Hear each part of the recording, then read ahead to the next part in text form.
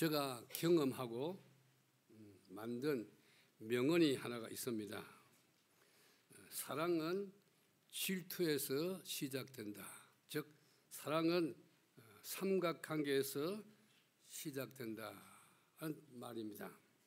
제가 신학대학 졸업반에 있을 때에 우리 학교에 어느 분이 지금 현재 우리 집 사람이 다니고 있는 신학대학의 기숙사 사감을 알아가지고 나와 우리 집 사람을 이렇게 한번 사귀어보라고 어느 날 날짜를 잡아서 만남을 가졌습니다. 그때 저는 저 혼자 가지 않고 저 친구 둘과 또 저쪽에서도 그 사감가 한 두세 명이 나왔습니다. 나와서 그냥 자연스럽게 차 마시고 두 사람 한 거 아니고 여럿이 만나서 서로 이렇게 눈치를 보고 차 먹고 자연스럽게 만났다가 헤어졌습니다. 저 입장에서는 한 절반쯤 50% 할까 말까 그런 찰나에 내가 같이 갔던 고향 친구가 있습니다. 너 그 여자 어때? 하면서 너가 안 하면 내가 할래 그래요. 그러고 나니까 제가 야 이놈아 아직은 내가 결정 안 했어. 그래서 그 다음부터 두 번째 만나고 보니까 첫 번째 만난 것보다도 더 좋아요. 그래서 이제 내가 결정했는데 저 사람은 무슨 걸 들었는지 자기도 반반이래요. 그래서 이제 우리 형님이 저 사람 보령시에 집이 있는데 보령으로 찾아가고 또 거기 가니까 없어서 부산 오빠 집에 가서 만나가지고 결심하고 결혼을 하게 되었습니다. 그때 내가 질투심이 없었다면은 결혼을 하지 않을 수도 있을 것입니다. 오늘 성경 말씀은 하나님의 질투에 대한 말씀입니다. 전능하시고 사랑이 풍성한 하나님께서 어떻게 째째한 사람에게 질투를 느낄까 이해가 안 되죠. 그러나 하나님은 우리를 사랑하기 때문에 질투하게 됩니다. 질투 없는 사랑은 진정한 사랑이라고 볼 수가 없습니다. 그러면 하나님은 어떤 경우에 우리를 질투하느냐? 하나님은 이스라엘 백성을 선민으로 선택했습니다. 애굽에서 종살이를 430년 동안 하던 이스라엘 백성을 모세를 통해서 구원하시고 광야에서 이스라엘 백성과 나는 너의 하나님이 되고 너는 내 말씀을 잘 들어서 내 제자의 나라가 되면은 내가 이런 복을 주겠다고 언약을 체결했습니다. 출애굽기 19장 4절부터 8절을 한번 보겠습니다. 출애굽기 19장 4절부터 8절 한번 다 같이 크게 한번 보십시오. 내가 애굽 사람에게 어떻게 행하였음가? 내가 어떻게 독수리 날개로 너희를 내게로 인도하였음을 너희가 보았노라. 세계가 다 내게 속하였나니 너희가 내 말을 잘 듣고 내 언약을 지키면 너희는 모든 민족 중에서 내 소유가 되겠고 너희가 내게 대하여 제장날가 되며 거룩한 백성이 되리라. 너는 이 말을 이스라엘 자손에게 모세에게 말한 것 전하라. 그랬더니 이스라엘 백성들이 명령을 다 듣고 그 다음 8절을 보시면 우리가 그렇게 하겠습니다. 언약은 쌍방이 도장을 찍어야 되잖아요. 그래서 저들 보시고 우리도 그렇게 하겠습니다. 그렇게 했습니다. 전함의 9절 말씀 보시면 그렇게 이스라엘 백성이 우리도 그렇게 하겠습니다 하고 언약을 체결했어요. 그 언약의 구체적인 내용이 십계명 출애굽기 20장 고담죠. 20장 1절부터 나가는 십계명이 구체적인 내용입니다. 오늘 본문 말씀을 보십시오. 신명기 4장 23절에서 너희는 스스로 삼가 하나님 여호와께서 너희와 세우신 언약을 잊지 말고, 이 언약은 아까 출애굽기 19장 4절, 8절, 9절에 있는 그 언약을 가리킵니다. 내 하나님 여호와께서 금하신 어떤 형상의 우상도 조각하지 말라. 24절에 내 하나님 여호와는 뭐래요? 소멸하는 불이다. 질투하는 하나님이라고 말씀합니다. 여기 질투는 우리 인간적인 감정에서 나오는 질투가 아니고 하나님의 질투는 거룩한 분노, 또 다른 성경에서는 하나님 질투를 하나님의 열심으로 표현하고 있습니다. 우리가 결혼식을 다 올렸지요. 결혼식을 올렸는데 언약을 하지 않고, 혼인 언약을 하지 않고 지금 사는 분들이 여기 있습니까? 그거는 그냥 동거하는 거지 결혼 생활이 아니에요. 결혼식에는 반드시 부모님과 우리 믿는 사람 하나님 앞과 주례자 앞에서, 그때 당시 내빈 앞에서 반드시 신랑 신부가 주례자 앞에서 혼인 서약, 혼인 신고를 하고, 그때부터 주례자가 이 두 부부는 부부가 된 것을 선포합니다라고 선포하게 됩니다. 하나님께서는 이스라엘 백성을 택해가지고 너희는 내 말을 잘 순종하고 그리하면 나는 너희를 민족 위에 뛰어난 민족으로, 그리고 축복받는 제사장 나라로 세워주신다고 언약을 했습니다. 내육이 예레미야 31장 32절을 봅니다. 예레미야서 31장 32절입니다. 저기 보십시오. 내 언약, 그거 나오죠? 그대로요. 내 언약은, 그래서 이스라엘 백성들은 언약 공동체예요. 우리 인간들도 모든 삶에서는 어떤 면에서는 약속의 공동체. 오늘 또 차량을 타고 왔을 때 그 모든 신호등의 약속을 지켜서 여기 왔습니다. 우리 인생은 약속의 공동체입니다. 니체는 인간만이 약속하는 존재라고 말하기도 했습니다. 그런데 보십시오.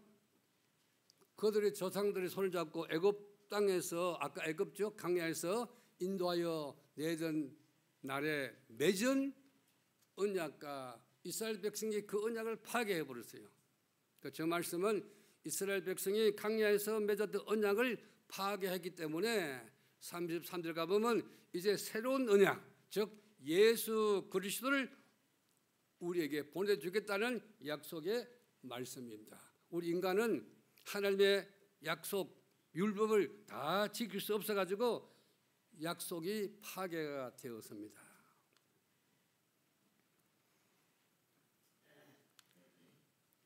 부부 생활은 어떻게 합니까? 결혼식 날 그 서약을 지키면서 부부 생활을 하는 겁니다. 서약 없이는 부부 생활을 해 나갈 수가 없게 됩니다.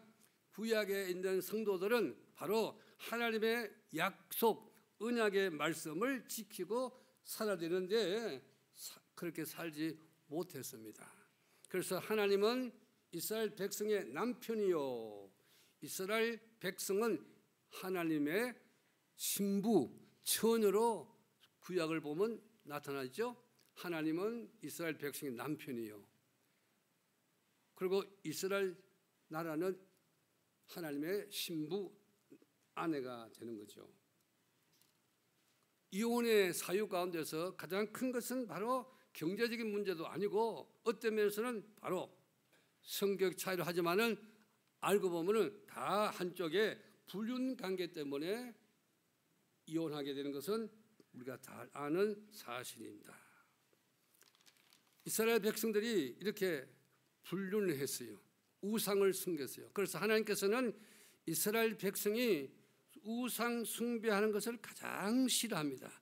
우상 숭배할 때마다 하나님께서는 불같은 질투심을 느낍니다. 소멸하는 불이란 말은 불같은 질투를 한다는 뜻입니다. 어떤 부부가 한쪽이 외도를 하고 다른 관계를 맺고 있는데 그걸 보고 가만히 그냥 잠자고 밥 먹고 한다면 그 어떤 부인과 남편은 정상이 아니죠. 불같은 분노가 일어납니다. 이 불같은 분노는 내 가정을 지키자고 하는 신성한 질투입니다. 우리 인간에게는 거룩을 붙이기가 좀 뭘 하지만은 바로 가정을 지키기 위한 불타는 질투입니다.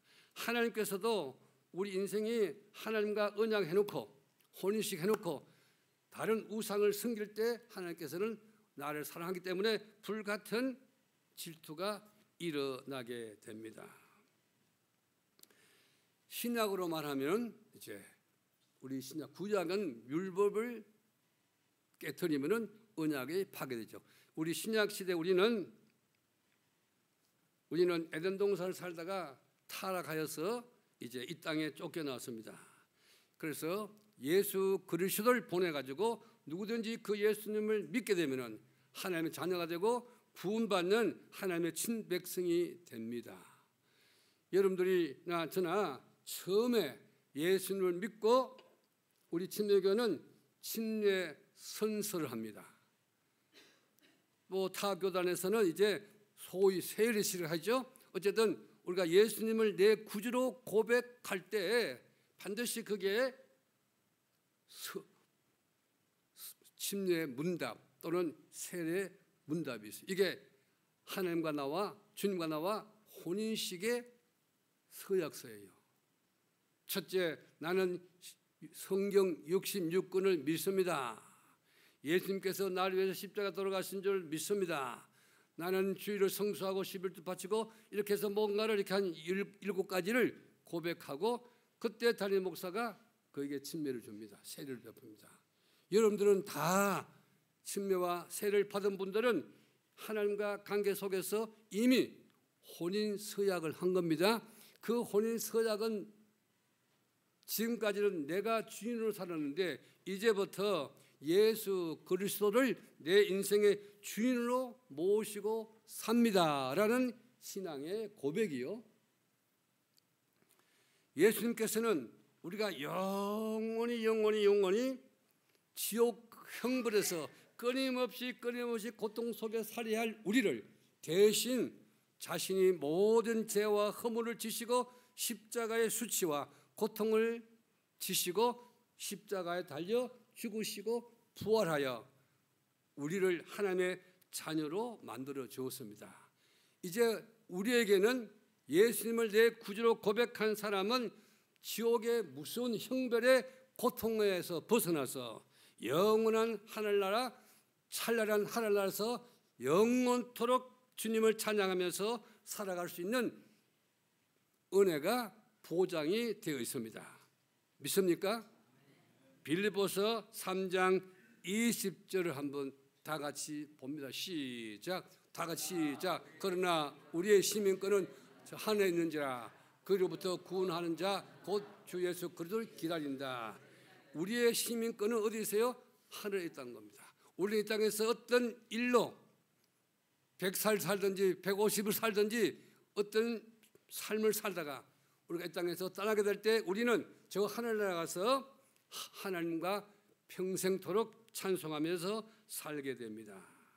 그러므로 하나님은 독생자 예수님을 보내주셨고 예수님은 자신이 하나님의 말씀에 순종하여서 그 무거운 고통을 지시고 십자가에 달려 돌아갔습니다. 그러니까 하나님과 예수님은 우리를 위해서 자신의 최고를 다 희생했습니다. 자식을 기른 여러분들이요, 부모는 자식을 위해서 최선을 다하고도 부족을 느낍니다. 아이고, 내가 기도가 부족했어. 그게 바로 우리 부모의 마음이듯이 하나님께서는 우리를 위해서 최선을 다해 주었습니다. 그러므로 우리 마음속에 주인은 내가 아니고 예수 그리스도가 내 주인입니다. 그러므로 우리는 주님과 서약대로 살아가야 되지 않습니까? 결혼식은 서약대로 살아야 돼요.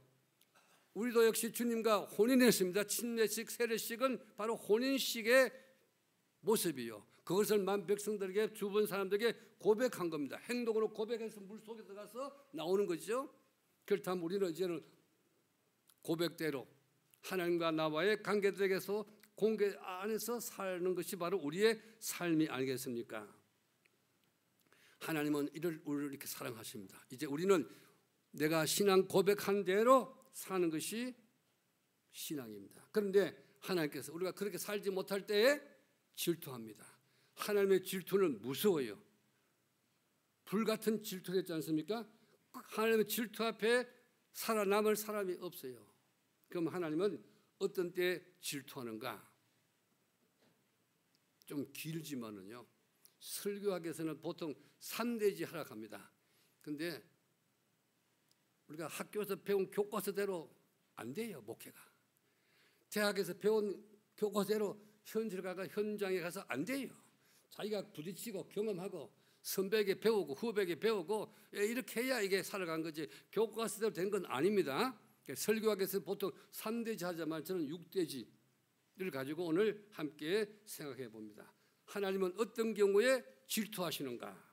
첫째, 오늘 본문 말씀처럼 우상 숭배할 때 나 외에 다른 신을 섬기지 말고 그에게 절하지 말라 했습니다. 그렇다면 여러분 안심하겠죠? 아이고 나는 뭐 부처 앞에 나는 뭐 절하지 않는다. 신약에 사는 우리는 눈에 보이는 가시적인 보다도 눈에 보이지 않는 우리 마음을 주님은 보십니다. 여러분들 마음 속에 삶의 우선순위, 삶의 가치가 바로 하나님 보실 때에 우리 마음을 보시고 아무개는 나를 사랑한다 또는 못한다라고 주님은 깊이 판단하십니다. 하나님은 우리 마음을 다 아십니다. 오늘 사무엘상 2장 29절 30절 말씀이 뭐예요? 엘리라는 제사장이 자기 아들들에게는 너무너무 후회했습니다. 한번 볼까요? 쭉 보십시오. 29절요. 저 끝에 가서요. 좋은 거 보세요. 내 아들들을 나보다 더 중히 여겨. 나보다 더 중히, 저기 주어가 중이에요. 중히 여기다 말은 무겁게 여기다. 무겁게 여기다. 공격이란 말이에요. 공격이란 말이 무겁게, 히브리 말로 무겁게 하다는 뜻이에요. 아들을 하나님보다 더 무겁게, 더 중요하게, 더 신성하게 여겼다는 겁니다. 이 엘리에게는 아들이, 자식이 우상이었습니다. 여러분들이 정상적인 신앙을 가졌다면 여러분의 자식이 고3이다, 중3이다. 지금 여기에 와서 예배를 드려야 정상입니까? 지금 기타 학원에 가 있어야 정상입니까? 우리가 뭐 말로만 하나님 하지만은 우리 삶 현장 속에서는 엘리처럼 살고 있지 않습니까? 엘리는 저 아들을 더 중히 여겨서 살찐 것, 좋은 것을 먹였습니다. 그걸 말리지 않았습니다.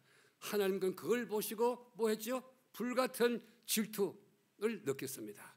내가 너에게 약속한 모든 축복은 다 취소한다. 얼마나 비극입니까? 얼마나 무섭습니까? 그러고 나서 하나님께 결론적으로 나를 존중한 자에게 내가 그를 존중하고 나를 멸시한 자를 나도 그를 멸시하겠다. 이 하나님의 경고의 말씀을 가슴에 새기시기 바랍니다. 오늘 시간은 예배 시간입니다. 우리 인간은 공간적인 제한을 받기 때문에 같은 시간, 같은 장소에 내가 동시에 갈 수 없지요. 어디 갑니까? 자기가 판단해서 가장 중요한 시간에, 중요한 장소에 갑니다. 오늘 이 시간에 여기 오지 못한 사람들은 오늘 예배보다도 더 중요한 것이 있기 때문에 갔지 않습니까? 이건 일반적인 사고 아니에요? 동시에 갈 수 없어요. 가장 같은 시간, 같은 공간에 내가 판단해서 가장 귀하다고 생각한 곳에 가는 겁니다. 여러분들 오늘 여기서 만일 비가 오니까 할 일 없어가지고 에나 모르겠다 교회를 가자 이러고 왔습니까? 그럼 하나님이 그 예배 받을지 안 받을지 모르겠습니다. 열리를 잘 접해놓고 주님 앞에 와서 예배하는 그 예배가 참 예배요, 진짜 예배입니다. 시편 44편 21절 21절을 다 같이 보겠습니다. 시편 44편 20절 21절 시작. 우리가 우리 하나님 이름을 잊어버렸거나 우리 손을 이방신에게 행하였더라면 하나님이 이를 알아채지 아니하겠느냐. 무릇 주는 마음의 비밀을 아신다. 내가 뭐라고 변명해도 하나님은 여러분과 내 마음의 비밀을 압니다. 내 마음의 가치, 내 마음의 우선순위를 주님은 아십니다. 그러므로 혹시 여러분들이요 하나님 앞에 단독을 서거든 두 손 들고 아버지여 나는 죄인입니다 세리 기도가 주님 앞에 상달되는 기도인 줄로 믿습니다. 그래서 우리는 언제든지 마음의 중심이 중요한 거예요. 아까 말씀처럼 구약에서는 그 모양 절만 안 하면 되죠. 그러나 우리 신약에서는 마음의 중요성을 가르칩니다. 자, 시편 122편 이건 화면에 띄우지 않았는데요. 1절을 보시면 이렇게 나와 있어요. 사람이 나오네. 사람이 내게 말하기를 다 같이 시작. 여호와 집에 올라가자 할 때에 내가 기뻐하였도다. 여러분들 전해가지고 우리 아무개 장로님 아무개 오늘 교회 가야지 같이 가 이렇게 전해주면은 하나님 듣고 얼마나 기뻐하십니까?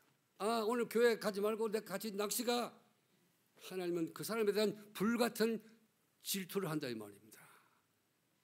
오늘 돌아보시고 여러분들 안 나온 사람 있으면은 그런 믿음의 전하 하나님께서는 내가 교회 가자 할 때에 우리 건진 목사님 지금 말씀했지만은 지난번에 우리 망둥이가 월요일날 유치원 가가지고 나도 너무 기뻐했어.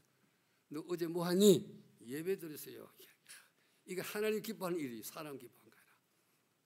며칠 전에 우리 이희숙 집사님이 수요 어머니 기도회를 마치고 식사하면서 누가 이 어머니 기도를 만들었는지 참 잘 만들었다 그러더라고요. 내가 얼마나 감사했는지 내가 그 박수 쳐줬어요. 누가 할 일 없어서 이 기도회를 만들었냐 할 때 하면은 하나님이 싫어하죠. 기도를 싫어하고 기도하는 것을 방해하는 것은 마귀죠. 누가 이 기도회를 만들었는지 너무너무 좋다고 얘기해요. 그게 복받을 마음입니다. 하나님은 예배를 방해하고 우상 숭배한 것을 질투합니다. 두 번째, 하나님의 불같은 질투는 하나님께 돌려야 할 영광을 자신이 차지할 때, 하나님께 마땅히 돌아갈 영광을 자신이 차지할 때에 여러분들 이 오늘 6가지를 적어서 집에다가 둘러놓고 늘 보시고 사시기 바랍니다. 저도 그렇게 합니다. 마땅히 하나님께 돌려야 할 영광을 내가 차지할 때, 민수기 20장에 보시면요 10절 12절이 나와요. 여러분들 눈으로 보세요. 제가 설명할게. 모세가 이스라엘 백성이 광야에서 물이 없어서 막 하나님 원망할 때 하나님께서 반석에게 명령하여 말로 명령하여 물을 내어 마시게 하라 그렇게 했어요. 그 백성들 막 흥분해서 막 모세에게 막 욕을 하고 돌 던지려 하니까 모세도 흥분해가지고 하나님의 말씀을 잊었는지 교만했는지 그것까지는 모르겠어요. 어쨌든 반석을 다 치면서 우리가 자기와 아론이죠. 우리가 반석을 쳐서 물을 내려 하고 반석을 두 번 탁 쳤어요. 주님은 치지 말고 반석아 물이 나오라 이렇게 명령하는데, 근데 그다음 보시죠. 하나님께서 모세에게 너가 망령되이 행함으로 나의 거룩함을 나타내지 아니했다. 그러므로 너희는 가나안 땅에 들어가지 못하리라. 여러분들 반석을 명하라 했는데 쳤다고 해서 물은 나왔어요. 백성들이 목마르니까. 두 가지, 명령 불순종이요, 신앙생활은 내 생각 가미하지 말고 그대로 순종하는 것이 신앙입니다. 그런데 우리 이성을 가진 우리는 자꾸 자기 생각 경험을 가미시켜서 문제가 되죠. 그 다음에 하나님의 말씀대로 하나님께서 오늘 이 반석에서 물을 나게 할 것이다 해야 될 때는 우리가 자기가 나갔어요. 자기가. 그래서 하나님께서 망령되게 했다. 하나님께 영광을 돌지 않고 자기가 영광 받았다. 그런 뜻이죠. 우리는 작으나 크나 다 하나님의 은혜로 생각하고 찬양하고 감사하고 고백하시기 바랍니다. 하나님께서는 불신자조차도 하나님께 영광을 돌지 않고 자기가 영광을 차지하면은 금방 불같은 질투를 합칩니다. 사도행전 12장 21절 23절에 헤롯이라는 당시 왕이 백성 앞에서 연설을 합니다. 백성들이 그 왕에게 아부해서 곡식을 많이 받기 위해서 왕이 연설한 것이 마치 신소리 같습니다. 신 같습니다. 그럴 때 그걸 취소해야지. 나는 사람이요, 내가 신이 아니요, 이렇게 될 텐데 그걸 그냥 받아들여 버렸어요. 베드로는 백부장이 와서 자기 앞에 절할 때 일어서라, 나도 뭐요? 사람이라. 영광을 돌렸잖아요. 근데 이 헤롯이 자기가 체해버렸어요. 그랬더니 그날 밤에 갑자기 그냥 이런 벌레가 한 마리 나와가지고 그를 물어서 죽이고 말았습니다. 지금 공산 세계에서는 몇 사람이 하나가 되어가지고 이렇게 우리나라를 위협하잖아요. 시간 문제입니다. 하나님께서는 어느 누구든지 신자도 불신자도 교만하면은 반드시 하나님께서 심판하십니다. 하나님 앞에 크게 성공해가지고 교만한 것보다도 차라리 성공하지 못해서 겸손한 것이 하나님께서 더 기뻐하시고 더 사용하시고 축복해 주십니다. 그러므로 우리는 하나님께 돌아가야 할 영광을 내가 차지하면 안 됩니다. 다시 한번 반성해 보십시오.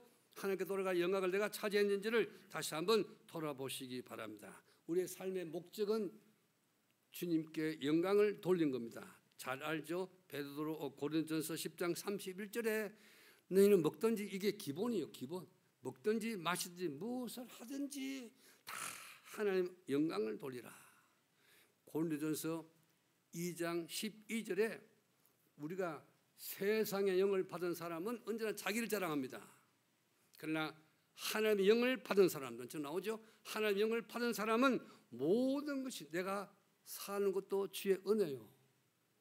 저도 자고 일어나서 하나님 은혜로 오늘 하루 살았구나. 모든 것이 하나님 은혜요. 하나님의 영을 받은 사람들은 모든 것이 먹고 마시고 모든 것이 다 하나님의 은혜로 느껴지고 보여지고 주님께 영광 돌립니다. 그래서 바울 사도는 나의 나된 것은 오직 하나님의 은혜라고 말씀합니다. 예수님께서도 질투하시고 섭섭하는 마음이 계세요. 누가복음 17장 15절 17절에 10명의 문둥병자가 다 깨끗함을 받았어요. 그런데 9명은 그냥 가버렸습니다. 단 한 사람이 찾아와서 하나님께 영광을 돌리고 예수께 감사했습니다. 그때 주님이 뭐랬죠? 야, 9명이 다 깨끗함을 받지 않느냐? 그 9명은 어디 갔느냐? 주님의 질투, 주님의 시기, 거룩한 질투죠. 우리는 모든 것이 하나님의 은혜로 돌리는 그런 신앙의 주인공들 되시기를 주의 이름으로 축복합니다. 세 번째입니다. 하나님 불같은 질투는 위기 상황에서 하나님을 먼저 찾지 않을 때 일어납니다. 살다 보면 이 위기가 생기죠. 역대하 16장 12절 말씀. 아사 왕이 발에 병이 생겼어요. 꽤 중한 병이 뭐예요. 그런데 그가 병이 있을 때에 여호와께 먼저 무릎 꿇고 구하지 않고 의사에게 갔다. 하나님의 개심죄에 걸린 거죠. 의사에 가지 말라는 건 아니에요. 저도 병원 찾아갑니다. 언제 한 번은 80 몇 번 가가지고 경고장을 내가 받았습니다. 한 의사까지 합쳐가지고요. 그러니까 너무 많이 갔다고 절대 하라는 그런 통보가 오더라고요. 제가 우선순위예요. 우선순위. 위기 상황 속에서 꼭 질병뿐 아니라 모든 위기 상황 속에서 주가 나오는 사람들, 주여 하고 주님께 무릎 꿇는 사람 하나님께서 기뻐하시고 은혜를 베풀어 주십니다.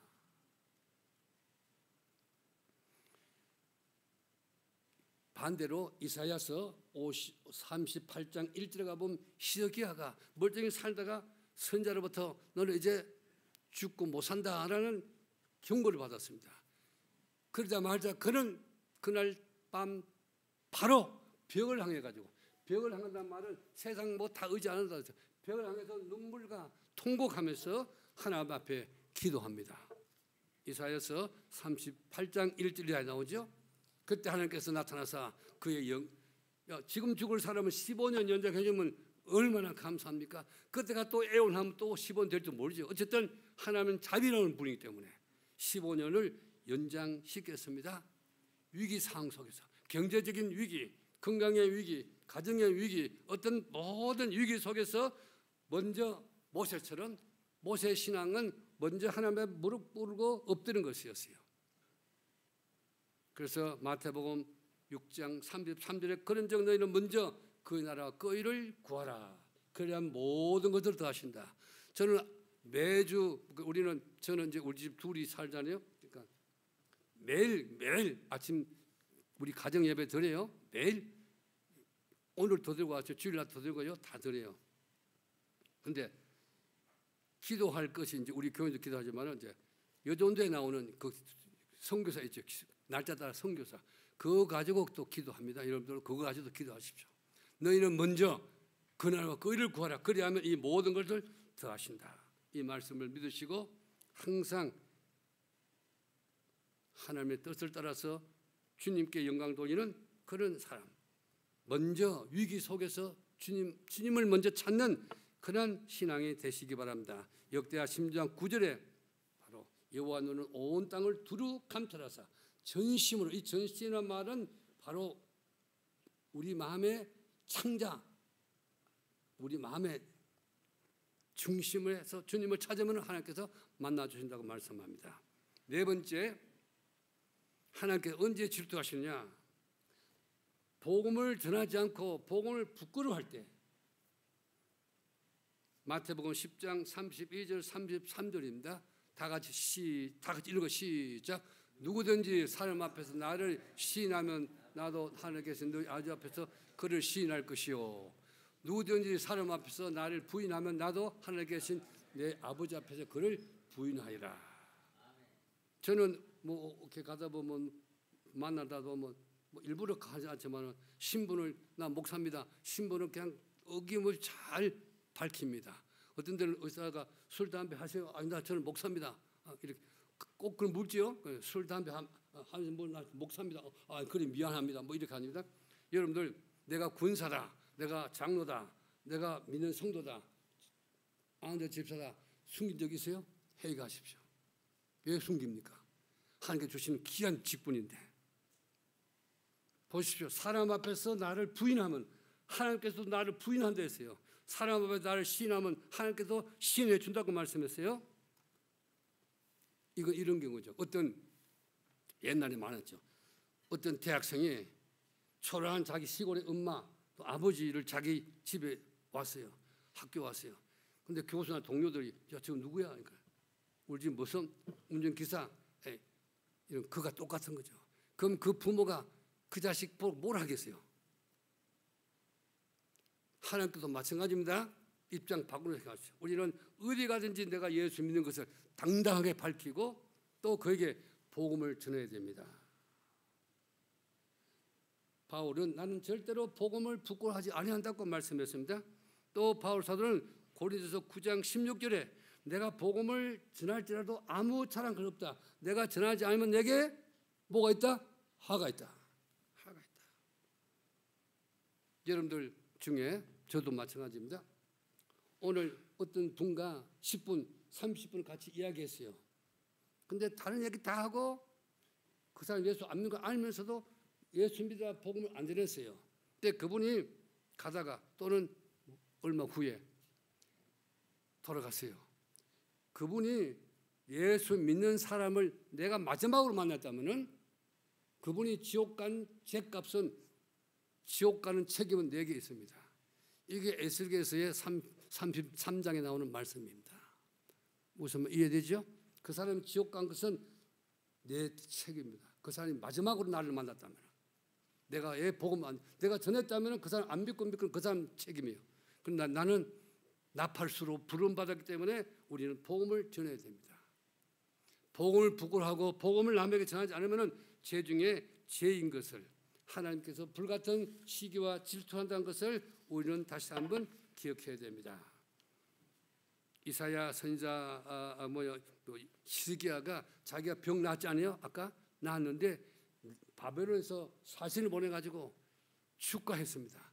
그때 이 히스기야가 그 사신들에게 자기 무기고와 하고 먼 나라를 자랑했습니다. 그런데 자기가 병 나아서 고침받은 간증은 안 했어요.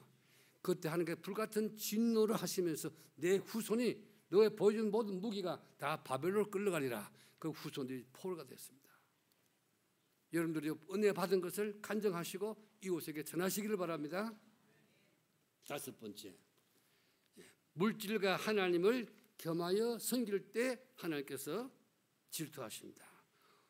마태복음 6장 24절 한 사람이 두 주인을 섬기지 못할 것이요 혹 이를 미워하지라고 겸하여서 내가 부처님을 믿고 예수 믿고 같이 믿을 수 있어요? 한 여자가 두 남편을 섬길 수 있어요? 안 되잖아요. 내가 하나님과 재물을 똑같이 겸한다는 말의 뜻은 신성히하다는 것이요. 의의화된 인격화시키다는 것이요. 하나님과 동등하게 그냥 신으로 섬긴 거예요. 현대인의 우상은 만몬입니다. 돈입니다. 여러분 가슴 속에 바로 그러므로 현대인의 우상 중에 우상은 바로 돈이에요. 우리는 그러면 어떻게 하면은 내가 재물과 하나님을 겸하여 섬긴 것을 어떻게 판단하는 성경에는 자세하게 구분이 없어요. 근데 한 가지가 있어요. 하나님 앞에 우리의 모든 수입에서 11조를 하나님께 드리는 것. 신구약 성경에서 액수를 비슷하게 정한 것은 11조밖에 없어요. 그래서 레기 27장 30절에 성물은 하나님의 것이다. 너 것이 아니다. 그래서 말라기에서는 그것을 드리지 못하는 사람을 도둑이다. 여러분들요, 동급으로 생각하면 안 돼요. 그래서 이 구분은 바로 바울 사도도 고린도서 16장 2절에 너희가 일주일 동안 수입이 얻은 대로 주님 앞에 수입을 바치라. 예수님께서 마태복음 23절에 11조도 하고 이것도 하고 저것도 하라. 이것도 다 하라고 우리에게 말씀하고 있는 것을 볼 수 있죠. 그래서 여러분들이 힘들더라도 주님 앞에 우리의 크고 작은 모든 수입에서 세금도 빼고 모든 것 다 관리비 소액금 빼고 이거 다 빼고 수입의 11조를 주님 앞에 가볍게 믿음으로 드려야 됩니다. 신앙의 문턱은 11조 문턱을 넘을 때 일어서게 됩니다. 하나님께서 또한 축복하십니다. 아브라함도 야곱도 다 하나님 앞에 온전한 11조를 드렸습니다. 그러므로 우리는 주님 앞에 시기 질투받지 않는 감사하는 신앙, 그래서 이 물턱을 넘으시기를 주님 이름으로 축복합니다. 마지막 여섯 번째, 세상 향락에 빠져 살 때 주님이 시기하고 질투하십니다. 야고보서 4장 4절 봐요. 야고보서 4장 4절 다 같이 저기 가늠한 여인들 했죠. 거기 일자가 있습니다. 일자 밑을 성경 보면은 여인이 아니고 우리 믿는 성도 사람들아, 가늠한 여인들아, 가늠한 사람들아 뜻입니다. 세상과 짝하고 세상 향락에 빠져서 주님을 잊어버린 사람들은 하나님과 원수가 된다. 그런즉 누구든지 세상과 오늘 또 세상 친구 때문에 교회 모두 갔다면은 세상과 벗된 거예요, 여러분들요. 하나님과 원수가 된 거예요. 그러면서 하나님과 원수가 되는데 축복 달라고 축복이 됩니까? 오늘 저는 원색적인 하나님의 말씀을 여러분의 가슴에 심어줍니다. 이 말씀을 믿고 따라가시기를 바랍니다. 순종하시기를 바랍니다. 세상 향락에 빠집니다. 주님 앞에 11조 바친 것은 너무너무 아까운데 그냥 가서 명품, 우리 그런 교회는 없어요? 딴 사람 있어요. 명품 사는데 그냥 풍풍풍풍, 남한테 밥 살 때는 그냥 풍풍 카드를 안 받고 나중에 감당을 못하며 남한테는 그렇게 후하고 자기한테는 그렇게 후하면서도 주님 앞에는 너무 인색한 사람들 있잖아요. 세상 향락에 우리는 세상 풍도에 빠지면 안 돼요. 그건 그 사람들의 가치가 아니에요. 하나님 모르는 사람들은 명품이 목적이요, 삶의 목적이요. 우리는 주님 영광이 목적이요, 성교가 목적이요, 빛이 되고 사명을 한 것이 목적이요. 인생관이 틀려요. 예수 믿는 것이 우리의 목적입니다. 예수 믿는 것을 목적이 아닌 수단 삼으면 그 사람은 하나님을 잘못 믿는 거죠. 예수 믿는 자체가 우리 가정, 직장, 사업 모두 다 주님의 영광을 위해서 있는 것이죠. 이렇게 믿음으로 살아가는 복된 성도가 되시기를 주의 이름으로 축복합니다. 이제 말씀을 정리하겠습니다. 마음의 우상을 제거하십시오. 마음의 우상을 하나님께 첫 번째 두시고 사시기 바랍니다. 모든 영광을 하나님께 올리시기 바랍니다. 나는 죽고 또 죽으시기 바랍니다. 그때 하나님께서는 축복해 주시고 모든 것을 물질도 맡기고 명예도 맡기고 다 맡깁니다. 위기 상황 속에서 제일 먼저 주님께 무릎 꿇고 주님을 찾으시기 바랍니다. 구원받는 성도로서 이웃에게 복음을 전해야 됩니다. 다른 말은 그렇게 많이 하고 예수 믿으라 소리 못하면 안 되죠. 그 사람을 지옥에서 천국을 인도해 주는 거예요. 단순히 예수 믿게 한 것이 아니라 죽을 지옥에서 천국을 인도해 준 거예요. 내가 암이 있는데 내가 이 약을 먹고 나았어요. 너무너무 감사해요. 그런데 내 친구가 그 같은 병 걸려. 그럼 이걸 모른 척하고 그냥 그건 나쁜 사람이죠. 이 약을 막 줘야 되죠. 가서 이거 먹고 나라고. 복음이 그런 거예요.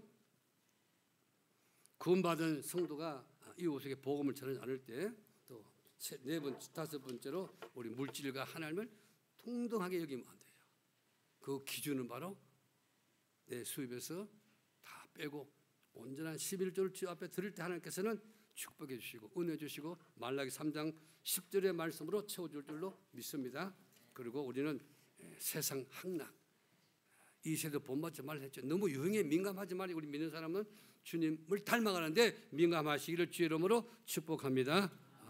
좋으신 하나님, 오늘 말씀 우리 모든 가슴에 새기면서 이 말씀으로 품고 승리하고 주님께서 칭찬받고 사랑받는 우리 모두가 되게 하여 주시옵소서. 예수님 이름으로 기도합니다. 아멘.